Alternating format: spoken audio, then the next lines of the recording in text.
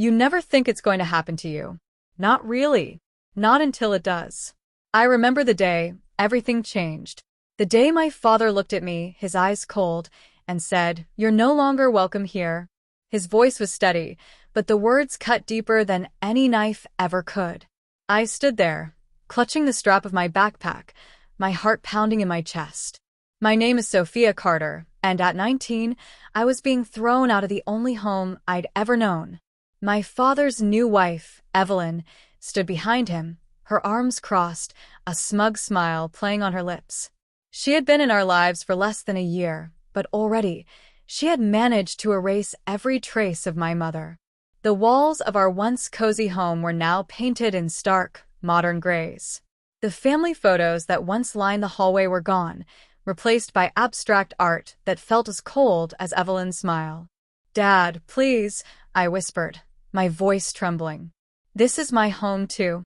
Evelyn stepped forward, her heels clicking sharply against the hardwood floor. "Sophia, you've been nothing but disrespectful since I married your father. Always bringing up your mother, always questioning our decisions. It's time you learned to accept that things have changed." My father nodded, his face unreadable. "Your mother's gone, Sophia. It's time to move on. If you can't respect Evelyn and our decisions, then you need to leave." I felt the tears welling up, but I refused to let them fall. Not in front of her. Not in front of him. I looked around the room, my heart breaking at how unrecognizable it had become. The warmth was gone, replaced by a sterile emptiness that mirrored the void in my chest. "Fine," I said, my voice steady despite the storm raging inside me. "I'll go. But remember this moment, Dad. Remember that you chose her over your own daughter." Evelyn's smile widened, and I felt my stomach churn. She turned to my father, her voice dripping with false concern. "Darling, we should change the security codes. And maybe call our lawyer about removing her from the family trust." My father didn't even look at me as he nodded. "Already done. Sophia, you have an hour to pack your things. Anything left behind will be donated." I climbed the stairs to my bedroom, each step feeling heavier than the last. My room was the only space Evelyn hadn't touched yet, though I'd overheard her talking about turning it into a home gym. I grabbed my suitcase from under the bed and started packing, my hands shaking as I folded my clothes. I took only what was essential: clothes, important documents, and the few pieces of my mother's jewelry I had hidden in a secret compartment of my dresser. As I packed, my phone buzzed with a text from my best friend, Lily. "How bad was it? Do you need me to come get you?" I told her about the ultimatum Evelyn had given my father the night before. Either I left or she would. I never thought he would actually choose her. "It's done," I texted back. "Can I crash at your place for a few days?" Her response was immediate. "Of course. I'll set up the guest room. Mom's making your favorite lasagna." At least someone still cared. I took one last look around my room, my eyes landing on the photo on my nightstand. It was a picture of my mom, dad, and me at my 16th birthday party. We were all laughing, my mom's arms wrapped around me as I tried to blow out the candles on my cake. We looked so happy, so complete. That was before the cancer. Before the treatments that drained her strength and our hope. Before Evelyn swooped in to comfort my grieving father. A knock at my door made me jump. "Your hour's almost up," Evelyn called, not even bothering to hide the satisfaction in her voice. I grabbed my suitcase and backpack, taking one last look at my childhood bedroom. On my desk sat the business plan I'd been working on for months, a vision for modernizing Carter Enterprises' digital marketing division. My father hadn't even glanced at it when I tried to show him last week. "Evelyn thinks we should stick to traditional advertising," he'd said dismissively. Fine.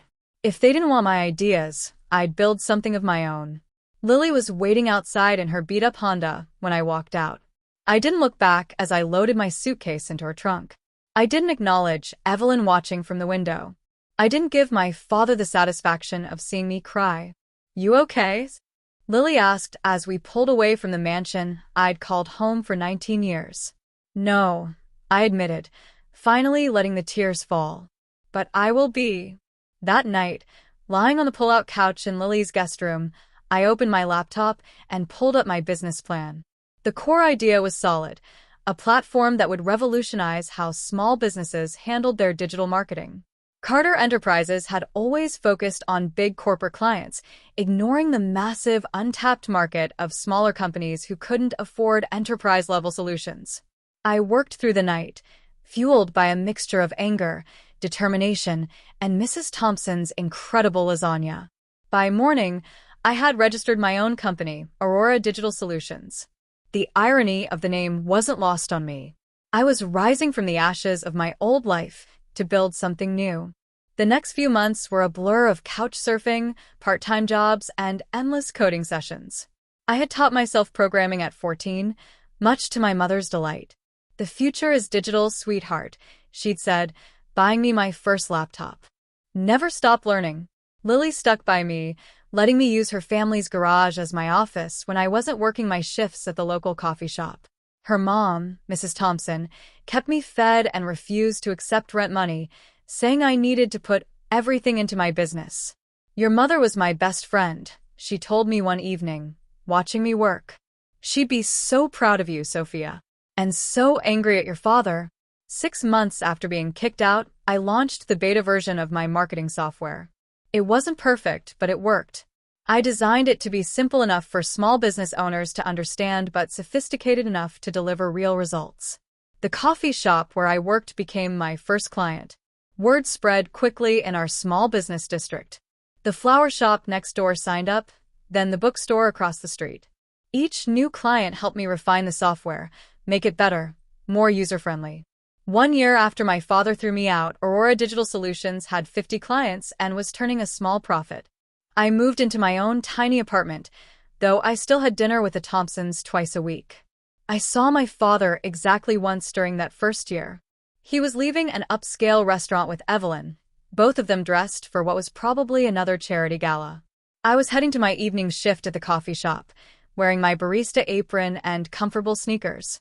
Our eyes met for a brief moment before he looked away, ushering Evelyn to their waiting limo. That night, I added a new feature to my software, a sophisticated analytics tool that would have prevented the exact type of marketing blunder that had cost Carter Enterprises millions last quarter. I'd read about their failure in the business blogs, seeing their stock price take a hit. Part of me wanted to reach out, show them what they'd missed out on by pushing me away.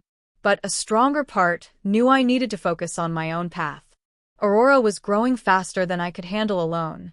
I needed to hire help, expand our services. Lily, who had just finished her business degree, joined as my CFO.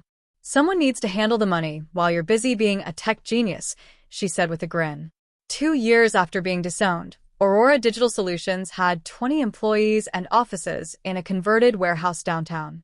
Our client list had grown to over 500 businesses across 3 states.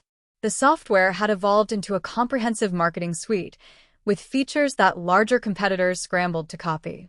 I was in a meeting with potential investors when I saw the news alert on my phone. Carter Enterprises announces layoffs amid declining revenue.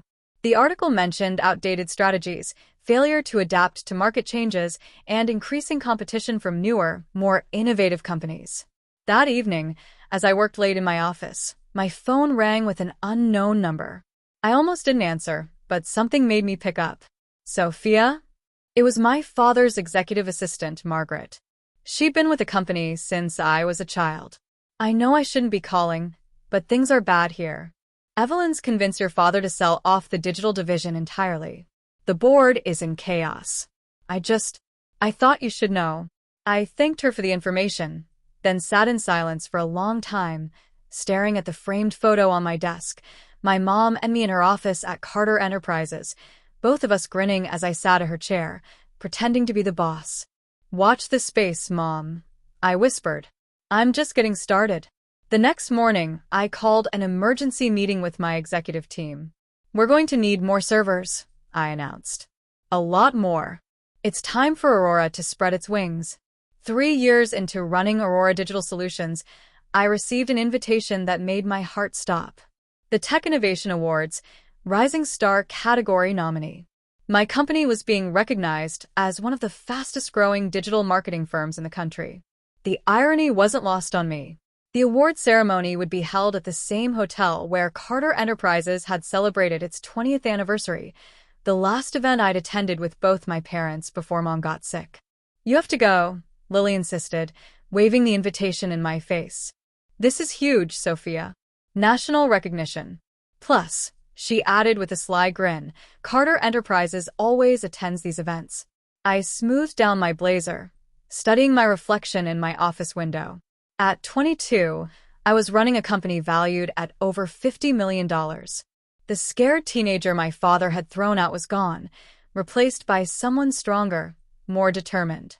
"Book the tickets," I said.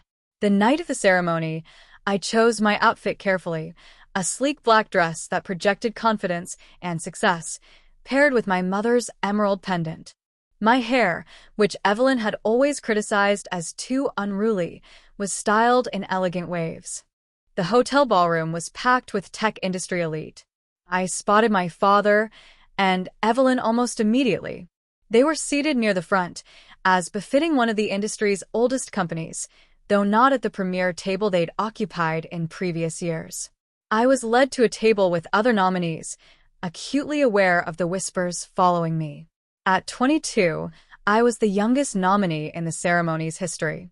The fact that I was a woman in a male-dominated industry only added to the intrigue. And then the announcer's voice boomed. For the Rising Star Award, recognizing innovation and exceptional growth in the technology sector. I felt the weight of hundreds of eyes as my company's logo appeared on the giant screens. The promotional video played, showcasing Aurora's revolutionary approach to small business marketing. The winner is Aurora Digital Solutions, founded by Sophia Carter. The applause was thunderous as I walked to the stage. I caught a glimpse of my father's face, shock, recognition, and something else I couldn't quite read. Evelyn's perfectly composed smile had slipped completely. "Thank you," I began, my voice steady. "When I started Aurora 3 years ago, I had nothing but a laptop and a dream. But I also had something more valuable. The lessons my mother taught me about innovation, determination, and never letting anyone define your worth." I saw my father flinch at the mention of Mom. "To every small business owner who trusted us with their marketing, thank you. To my incredible team who believed in our vision, thank you. And to those who said I couldn't do it," I paused, allowing myself a small smile. "Thank you for giving me the motivation to prove you wrong." The afterparty was a blur of congratulations and business cards. Potential investors circled like sharks, eager to get in on Aurora's next funding round. I handled each conversation with the poise my mom had taught me, the business acumen I'd inherited from both my parents evident in every word. "Sophia." I turned to find my father standing there, looking older than I remembered. Evelyn was notably absent. "Congratulations," he said stiffly. "Your company, it's impressive." "Thank you," I replied, keeping my tone professional. "If you'll excuse me, I see some investors waiting." "Wait." He reached for my arm but stopped short. We should talk." "About everything." I looked at him, really looked at him for the first time in 3 years. His hair had more gray, his face more lines. Carter Enterprises' struggles had clearly taken their toll. "I have a board meeting tomorrow morning," I said. "But I'm free for lunch next week. My assistant will contact yours with the details." I turned and walked away, head high, feeling lighter than I had in years. The frightened teenager who'd been thrown out of her home was gone. In her place stood a woman who had built something remarkable, something even her father had to acknowledge. Later that night, back in my penthouse apartment, I opened my laptop and pulled up Aurora's latest acquisition report. Our aggressive expansion into the enterprise market was proceeding ahead of schedule. Within 6 months, we'd be direct competitors with Carter Enterprises in their core market. My phone buzzed with a text from Lily. "You crushed it tonight, boss. Your mom would be so proud." I touched the emerald pendant at my neck, remembering my mom's words from long ago. "Success isn't about proving others wrong, sweetheart. It's about proving yourself right." She was right as always. Tonight wasn't about revenge or vindication. It was about honoring her legacy by building something meaningful, something that helped others achieve their dreams. I opened my email to find hundreds of congratulatory messages, including one from Margaret, my father's executive assistant. Your mother always said you'd change the world someday. She was right. Attached was a photo I'd never seen before. My mom in her office, holding a tiny version of me on her lap as I played with her keyboard. We were both laughing, caught in a moment of pure joy. I wiped away tears I hadn't realized were falling. Tomorrow, I'd go back to being the CEO of a rapidly growing tech company. I'd make decisions, lead meetings, and continue building Aurora into something extraordinary. But tonight, I allowed myself to feel everything: the pain of rejection, the triumph of success, and the bittersweet knowledge that while I'd proven myself to the world, the cost had been my relationship with my father. The question was, could that relationship be rebuilt? And more importantly, did I want it to be? As I got ready for bed, my phone buzzed with another message. This one was from my father. I'm sorry for everything. When you're ready, I'd like to explain. I set the phone down without responding. 3 years ago, those words would have meant everything. Now, they were just words. If he wanted to repair our relationship, he'd have to prove it with actions.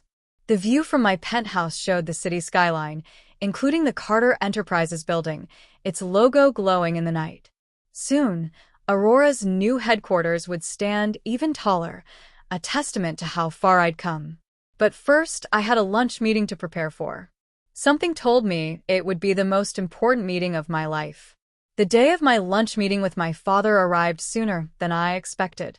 I chose Marcello's, an upscale Italian restaurant where my mother used to take me for special occasions. As I sat at the corner table, I could almost hear her laugh, see her gesturing animatedly as she explained her latest business idea. My father arrived precisely on time, looking uncomfortable in a way I'd never seen before. The confident CEO, I remembered, seemed diminished somehow. Sophia, he said, taking his seat. Thank you for agreeing to meet. Where's Evelyn? I asked, noting his bare ring finger. He flinched. We're separated. Have been for 6 months now. She wasn't happy when Carter Enterprises started struggling, when the board began questioning her influence on company decisions. I took a sip of water, letting the information sink in. And now you want to talk. I deserve that, he admitted. I've made terrible mistakes, Sophia. Unforgivable ones. Watching you accept that award, seeing everything you've built, it made me realize how blind I've been. The waiter arrived to take our orders. I chose my mom's favorite, mushroom risotto. My father ordered the same, a detail that didn't escape my notice. Aurora is remarkable, he continued once we were alone. Your mother would be so proud. I should have been proud too. I should have supported you instead of throwing you out. Instead of letting your wife erase every trace of mom from our home, I finished. Instead of dismissing my ideas because Evelyn thought she knew better. He looked down at his hands. Evelyn, she made me think I needed to move on completely. That keeping your mother's memory alive was holding us back. I was so lost after your mother died, and Evelyn seemed to have all the answers.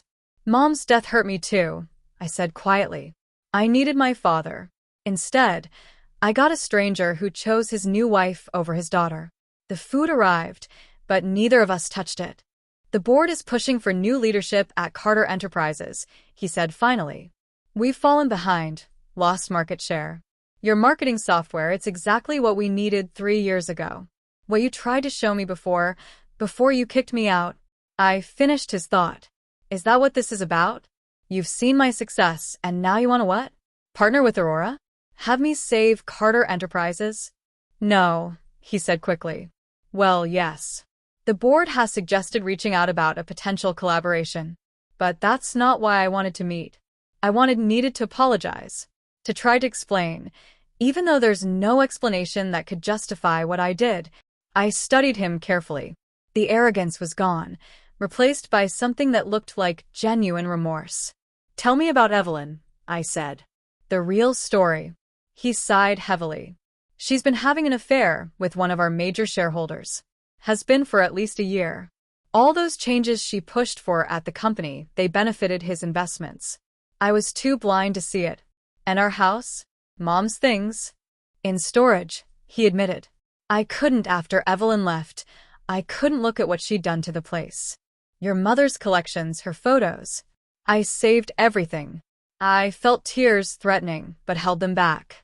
Why didn't you fight for me when Evelyn gave you that ultimatum? Why did you choose her? Because I was a coward, he said simply. Because facing you meant facing my grief over your mother, and Evelyn made it easy to pretend everything was fine if we just started fresh. I know now that I wasn't starting fresh. I was running away from my pain, from my responsibilities, from the daughter who reminded me so much of her mother. I finally took a bite of my risotto, letting the familiar flavors ground me. Carter Enterprises was Mom's dream too, I said. She would be heartbroken to see what's happened to it. I know, he whispered. That's part of why I wanted to meet. The board is voting next week on new leadership. I'm stepping down as CEO. I'd like to recommend you for the position. I nearly choked on my water. What? Aurora has proven you're more than capable. The board has already expressed interest. It would be a merger, not a takeover. Aurora Digital would become a division of Carter Enterprises, but with you at the helm of everything. I sat back, stunned. You're serious? Completely. It's time for new blood, new ideas. You were right 3 years ago. We needed to adapt, to innovate. You've proven you know how to do that. And if you say no, he met my eyes steadily. Then I'll respect your decision. This isn't conditional, Sophia. My apology, my regret, they have nothing to do with business. I've missed my daughter. Watching you accept that award, seeing the amazing woman you've become despite my failures as a father. I just want a chance to be part of your life again. On your terms. I looked at him for a long moment, seeing beyond the powerful CEO, beyond the grieving widower who had made terrible choices. I saw my dad, flawed, human, but finally honest. I'll think about it, I said. Both things. The company and the other stuff. I need time. He nodded, relief visible on his face. Take all the time you need. I'm not going anywhere this time. As we finished our lunch, he pulled out his phone and showed me pictures. Mom's things in climate-controlled storage, carefully preserved. Whatever you want to do with it, it's all yours. The house too if you want it. Evelyn's gone, and I've been staying in a hotel. It should be yours. I thought about that house, about the memories it held. Maybe, I said. But first, tell me about Carter Enterprises' current marketing strategies. If I'm going to consider this merger, I need to know exactly what I'm dealing with. For the first time in years, I saw my father smile, really smile. Always the businesswoman, he said proudly. Just like your mother. 1 month after that fateful lunch meeting, I stood in front of Carter Enterprises' board of directors, presenting my vision for the merged companies. The room was filled with the same executives who had dismissed my ideas 3 years ago. Now they hung on every word. Aurora Digital Solutions has revolutionized digital marketing for small businesses, I began, standing confident in my mother's old boardroom. Now imagine combining that innovation with Carter Enterprises' enterprise infrastructure. We wouldn't just be competing in the market.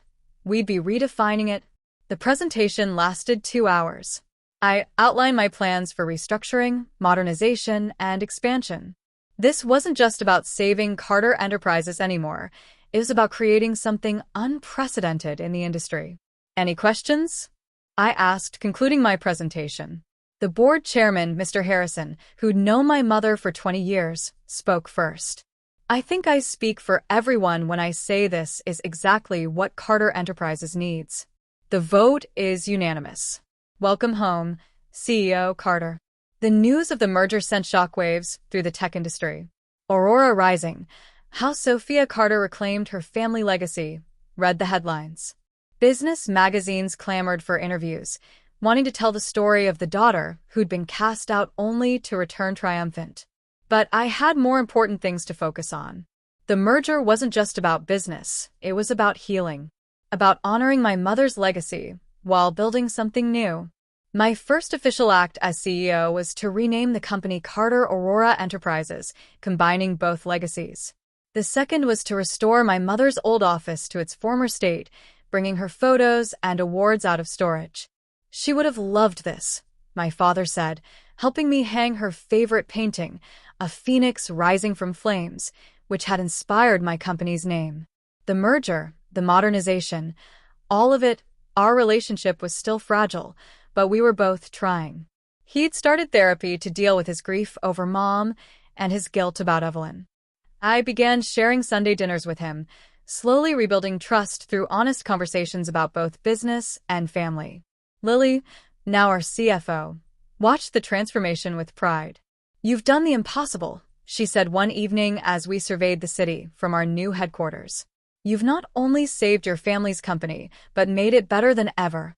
6 months after the merger, I received another invitation, this time to give the commencement speech at my old university's business school.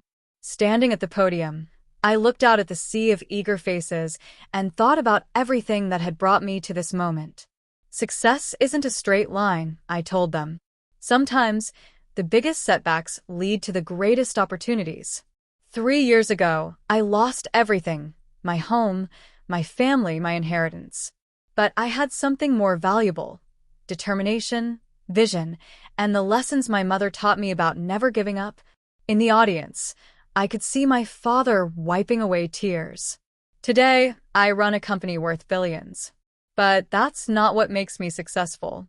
Success is about staying true to your values, about building something meaningful, about turning pain into purpose. Sometimes, you have to lose everything to find out what you're truly capable of. The applause was deafening, but I barely heard it. My eyes were fixed on the back of the auditorium, where a giant screen displayed my mother's favorite quote, the same one that now hung in the lobby of Carter Aurora Enterprises. "From the ashes of adversity rise the phoenixes of our greatest triumphs." After the ceremony, my father approached me with a small package. "I found this in your mother's things," he said softly. "She meant to give it to you when you joined the company." Inside was a leather-bound journal, my mother's business diary. On the first page, she'd written, "For Sophia, who will take everything we built and make it soar even higher. Never let anyone clip your wings, my darling phoenix." That evening, I hosted a dinner at our old house, which I'd spent months restoring to its former warmth. The guests included Lily and her family, key members of both original companies, and my father. The walls once again displayed our family photos, including new ones of the merged company's success. "A toast," my father proposed, raising his glass. "To Sophia, who taught me that true strength isn't about holding on to power, but about having the wisdom to know when to let someone else lead.